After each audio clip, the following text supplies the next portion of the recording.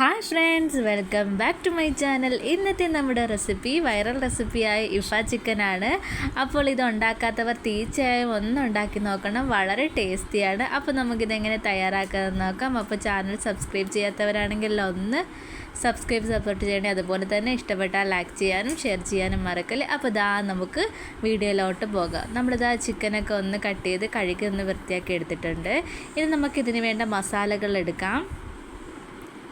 1 spoon മഞ്ഞൾപ്പൊടി, 2 spoon മുളക് പൊടി, 1 സ്പൂൺ മല്ലിപ്പൊടി,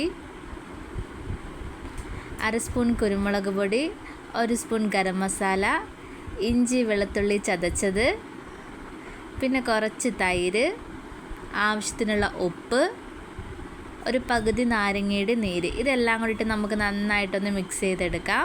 മിക്സ് ചെയ്തെടുത്ത ശേഷം നമ്മൾ വരിഞ്ഞ് വെച്ചിരിക്കുന്ന ചിക്കൻ, ചിക്കൻ നന്നായിട്ടൊന്ന് വരിഞ്ഞെടുത്തിട്ടുണ്ട്. അതിൻ്റെ ഉള്ളിലൊക്കെ നന്നായിട്ടൊന്ന് മസാല പിടിച്ച് വരാൻ വേണ്ടിയാണ് നമ്മൾ വരിഞ്ഞെടുത്തിരിക്കുന്നത്. അപ്പോൾ ചിക്കനിലൊക്കെ നന്നായിട്ടൊന്ന് മസാല തേച്ച് വെച്ചിട്ടുണ്ട്.